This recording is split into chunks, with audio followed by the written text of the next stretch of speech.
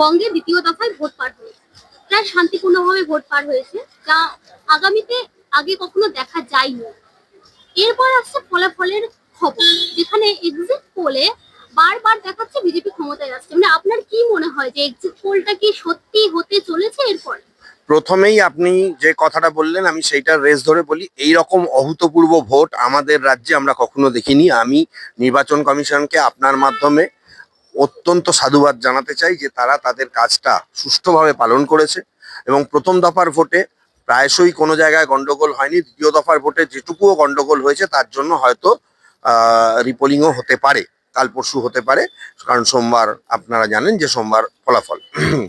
এবার আপনি যেটা বলছেন যে পালাবদল হবে কিনা বা বিভিন্ন এক্সিট পোল যেটা দেখাচ্ছে, মূল ইস্যুতে যদি আমরা আসি তাহলে আমি বলবো বিভিন্ন সংবাদ মাধ্যম তারা নিজেদের মতন করে এক্সিট পোল তৈরি করেছে, অথবা যেগুলো একদম মানে খুব চর্চিত এক্সিট পোল, যেগুলো বিভিন্ন রাজ্যের এক্সিট পোল তৈরি করে থাকে, সেগুলো মোটামুটি মেলে। সেই এক্সিট পোল, যেমন নাম আমি কারোরই নিতে চাইছি না, আপনারা জানেন, কেউ কেউ দেখাচ্ছে বিজেপি 175, 180, কেউ কেউ দেখাচ্ছে বিজেপি 120, 130, বাকিটা টিএমসি এবং অন্যান্যরা 15টা। তবে আমি ঠিক পেছন দিক থেকে শুরু করছি। অন্যান্যদের এবার কিছুটা খাতা খুলবে। সিপিএম এর অন্তত আমি 3টে সিট আমার মনে হচ্ছে, বিকাশ দা হয়তো যাদবপুর থেকে জিতে যাবেন, এছাড়াও ডোমকল, মীনাক্ষী মুখার্জির জায়গাটা এবং আরো একটা দুটো সিট করণদিঘি আসতে পারে। কংগ্রেস বহরমপুর পাবে, অধীর চৌধুরী বহরমপুর পাবে। কংগ্রেসের মালদায় একটা দুটো বেরোতে পারে, কোন কোন জায়গা সেটা আমি এই মুহূর্তে বলতে পারছি না। মালদা বহরমপুর এই দুটো জেলায় কংগ্রেসের অন্তত মিলিয়ে 3টে থেকে 4টে সিট হওয়ার কথা। এরপরে দুটো দলে আসা যাক। আইএসএফ, আইএসএফ এখন একটা বড় ফ্যাক্টর। আইএসএফ ভাঙড় পাচ্ছে, আবার নওশাদ সিদ্দিকী ভাঙড়ে জিতবে আমার মনে হচ্ছে। ক্যানিং পূর্বে মানুষ কিন্তু তৃণমূলের অত্যাচারের বিরুদ্ধে ভোট দিয়েছে বলে আমার মনে হচ্ছে। যদি সেটা হয়, আরাবুল ইসলাম লড়াকু নেতা, যদিও তার নামে প্রচুর চুরি প্রতারণার কেস রয়েছে, সেটা ধরতে গেলে বিজেপি তৃণমূলের অনেক নেতার নামেও রয়েছে, সুতরাং আরাবুল ইসলাম জিতে গেলেও যেতে পারে। অন্যান্যরা যদি 15 থেকে 18টা সিট কেটে নেয়, তাহলে বাকি লড়াইটা হবে টিএমসি এবং বিজেপি। এক্ষেত্রে আমার মনে হয় সংখ্যাগরিষ্ঠতায় কোনো দলই পৌঁছাতে পারবে না। 120 থেকে 130, আর টিএমসি 135 থেকে 140। ওই যে 7-8টা সিট আরো দরকার, এইটা নিয়ে কিন্তু একটা চমকপ্রদ খেলা হতে চলেছে বলে আমার ধারণা 4 তারিখে রেজাল্ট বেরোনোর পর। অনেকে এইটা বলছে না, কিন্তু আমার যেন মনে হচ্ছে যে এই ঘটনাটা কিন্তু অবশ্যই ঘটতে পারে বা ঘটতে চলেছে। বিজেপি সংখ্যাগরিষ্ঠ জায়গায় পৌঁছে যাবে এক্ষুনি, এটা আমার মনে হচ্ছে না। এই ফেজের লাস্ট ফেজের যে ভোটটা, লাস্ট ফেজের ভোটে অনেক জায়গায় বিজেপির ফল ভালো হতে পারে, কিন্তু কম মার্জিনে আমার মনে হচ্ছে তৃণমূল কংগ্রেস শেষমেশ জয়ের হাসি হেসে দিতে পারে। মমতা বন্দ্যোপাধ্যায় বলছেন, কিন্তু দেখুন সব থেকে একটা বড় ব্যাপার হচ্ছে, আপনি কি একটা জিনিস লক্ষ্য করেছেন যে যেখানে যেখানে গন্ডগোল হয়েছে কেন্দ্রীয় বাহিনী তো গেছেই, সঙ্গে পুলিশও গেছে। পালাবদলটা সবার আগে কে বুঝতে পারে বলুন তো? যারা সব থেকে মানে মানুষের কাছাকাছি কাজ করে এবং সমাজের সব থেকে যারা হচ্ছে একদম সমস্ত কিছুর মধ্যে আষ্টে পৃষ্ঠে থাকে, সেই পুলিশ অফিসার। আমি দেখিনি কোথাও কলকাতা পুলিশ এইভাবে তেরে উঠে বুথ সামলাতে যাচ্ছে। কলকাতা পুলিশ এসে মমতা ব্যানার্জির ভাইকে বলেছে 5 জন বসা যাবে না, আপনি এক্ষুনি এটা খালি করে দিন, নির্বাচন কমিশনের ফতোয়া আছে। কোনো ভোটে আমি দেখিনি কারোর হিম্মত ছিল না কোনো পুলিশের এসে বলার যে সেখানে মমতা ব্যানার্জির লোক বসে আছে। আমি আমাদের বুথেই দেখতাম, বুথ থেকে 100 মিটারের মধ্যে ক্যাম্প করে বসে আছে তৃণমূল, এইদিকে ক্যাম্প ওইদিকে ক্যাম্প, বহু জায়গায় এরকম দেখেছি। কালকে কোনো ক্যাম্পের নামগন্ধ নেই, কিছু এজেন্ট ছিল ভেতরে এবং বাইরে শুধু বিএলও বসে আছে। সিআরপিএফ আমাদের ওখানে টালিগঞ্জে, আমি টালিগঞ্জের ভোটার, আমাদের ওখানে কোনো দিনই কোনো গন্ডগোল হয় না, এমনকি কাউন্সিল ভোটেও আমি কোনো গন্ডগোল হতে দেখিনি।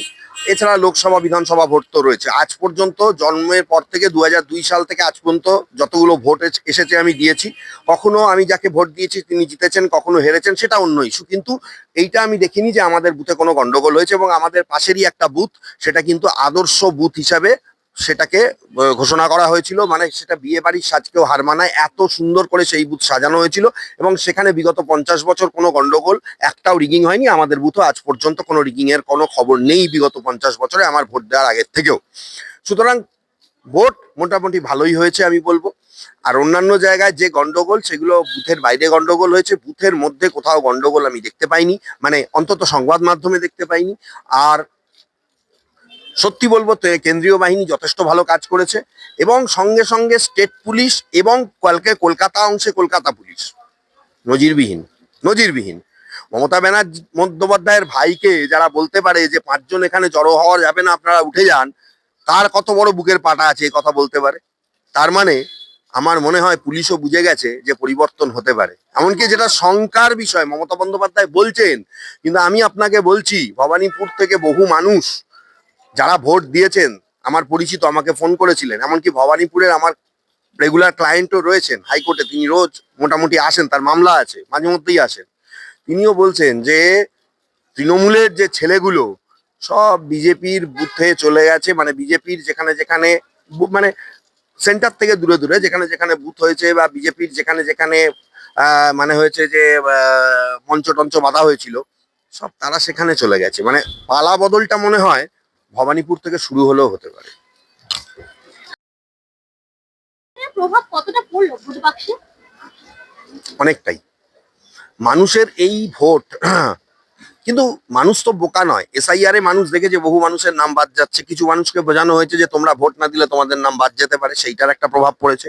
কিন্তু সেইটার প্রভাব যদি পড়ে তাহলে সেটা তৃণমূলের ভোট হওয়ার কথা। কিন্তু সব থেকে বড় সমস্যা হচ্ছে যে তৃণমূলের যে ভোট এই বছর, তৃণমূলের মোট একটা ভোট রয়েছে 35% মুসলিম ভোট। কারণ আপনি যদি দেখেন ওয়ার্ড বাই ওয়ার্ড, তৃণমূলকে যদি আপনি ভাগ করেন, বিচার করেন, শহরে এমনি ভোট কম পড়তো, তার মধ্যে তৃণমূলের ভোট আরো কম। আমি বলছি না বিজেপির ভোট বেশি। কলকাতা কেন্দ্রিক একটা মানুষ, যাদবপুর, টালিগঞ্জ, মোটামুটি হচ্ছে সাউথ কলকাতা, কলকাতা জোন, আমি সাউথ 24 পরগনার কথা বলছি না, মানে আমি বারুইপুরের আগে বলছি। এই কেন্দ্রিক মানুষগুলো বেশ কিছু বাম বাম ভাবাপন্ন মানুষ, এইসব জায়গায় বাম কিন্তু ভালো রেজাল্ট করেছিল, খাতা খুলতে পারেনি, লোকসভা বলুন, আগের বিধানসভাও বলুন। আমি সেই জন্য আমার মনে হচ্ছে যে এসআইআর এর প্রভাব, অ্যান্টি ইনকামবেন্সি ভোট হয়েছে। যদি বিজেপির হয়ে না পড়ে, তৃণমূলের হয়ে যে ভোটটা পড়েছে এটাও নয়। গ্রামে গঞ্জে তৃণমূলের হয়ে ভোট পড়ার সম্ভাবনা যেটা ছিল পুরোপুরি, সেইটা অনেকটাই আমি বলবো। এই যে হুমায়ুনের দল ছন্ন ছাড়া মনে হচ্ছে, তো আমার এখনো মনে হচ্ছে হুমায়ুনের দলের কেউ না জিতলেও হুমায়ুন নিজে জিততে পারে। কারণ হুমায়ুনের ওপর যে অত্যাচারটা করেছে, হুমায়ুনের ওপর শুনুন, একজন ক্যান্ডিডেটের ওপর তখনই চাপ বাড়ায় বা তখনই অত্যাচার করা হয় যখন যারা বুথ এজেন্ট বা সেখানকার আবহাওয়া, সেখানকার হাওয়া, সেখানকার মানুষদের কথাবার্তা, চালচলন বলে দেয় যে তারা কাকে ছেড়ে কাকে আপন করে নিতে চাইছে। এগুলো আপনি বাইরে থেকে বুঝতে পারবেন না। এবং আমার হুমায়ুনের ওপর অত্যাচার দেখে মনে হয়েছে যে হ্যাঁ, হুমায়ুনের অনেক ভুল আছে, হুমায়ুন নিজেও এক কিছু ধোয়া তুলসী পাতা নয়, কিন্তু হুমায়ুন নিজের সিটটা আমার মনে হচ্ছে সিকিউর করে নেবে। এবং এবং আমি আপনাকে বলছি, অদিত চৌধুরীকে বহরমপুরে কেউ হারাতে পারবে না। অদিত চৌধুরী বহরমপুরের রবিনহুড, যেই এসে থাকুক না কেন, ওখানে বিজেপিও খাতা খুলতে পারবে না, ওখানে টিএমসিও খাতা খুলতে পারবে না। অদিত চৌধুরী আবার কংগ্রেসের বহরমপুরের সিট জিতবে, আমি এটা বলতে পারি। এবারের ভোটে কতটা প্রভাব ফেললো এম ফ্যাক্টর? এম ফ্যাক্টর মানে মহিলা, মুসলিম। বেশ কিছুটা বলতে পারা যায়, আমার কাছে 50-50। কেন 50-50? মুসলিম যে ভোট, মুসলিম ভোটটা কাটার জায়গা তৈরি হয়েছে। কেন? বামেদের সভায় প্রচুর লোক দেখা গেছে, যেখানে কংগ্রেস নেই বাম প্রার্থী দিয়েছে। আবার কিছু কিছু জায়গায় যেখানে নওশাদ সিদ্দিকী একটা সিট নিয়েছিল, সেই জায়গায় নওশাদ সিদ্দিকী 58টা সিটে লড়েছে, মানে আইএসএফ, সেটা বামের এবং কংগ্রেসের সমর্থনে। সুতরাং সেই জায়গায় মুসলিম ভোট কিছুটা ডাইভার্ট হয়েছে। হুমায়ুনের দল যত খারাপই হোক না কেন, 10% মুসলিম ভোট হলেও কিন্তু সুইং করাবে, এটা আমার ধারণা, বামরা করাবে। তাহলে তৃণমূলের ওই যে 30 থেকে 35%, কোনো কোনো জায়গায় 40% ভোট, সেটা যদি 20%-এ নেমে যায়, 25%-এ নেমে যায়, তাহলে হিন্দু ভোটও সুইং হয়েছে। কিন্তু হিন্দু ভোট তৃণমূলেরও আছে, বিজেপিরও আছে, কিন্তু যেগুলো হিন্দু অধ্যুষিত এলাকা সেই জায়গায় হিন্দু ভোটটা চরমভাবেই কিন্তু বিজেপির কাছে গেছে। সুতরাং যেমন আমি বলতে পারি হুগলির কয়েকটা সিট যেগুলো আগেও ছিল বিজেপির, সেই সিটগুলোতে বিজেপি আরো ভালো ফল করবে। এরা হুগলির লোকজন আমাকে বলছেন, আমি তো এখানে কোনো বিচার করার কেউ নই। তারপরে আমার মনে হচ্ছে পানিহাটি অভয়ের মা জিতে যাবেন। অভয়ের মা না জিতলে তো মানে একটা তার লড়াইটাই হেরে গেল, জিতে যাবে। আচ্ছা, তারপরে আমার আরেকটা জায়গা মনে হচ্ছে যে হাওড়ার কিছু জায়গা বিজেপি বেরিয়ে যাবে। সব থেকে বড় ফ্যাক্টর ভবানীপুর, কাঁটায় কাঁটায় টক্কর। মমতা বন্দ্যোপাধ্যায় জিতলেও ভোটের ব্যবধান হবে 2 থেকে 3 হাজার। শুভেন্দু অধিকারী জিতলেও 5 থেকে 700 হয়তো ভোটের ব্যবধান হবে, কিন্তু শুভেন্দু অধিকারী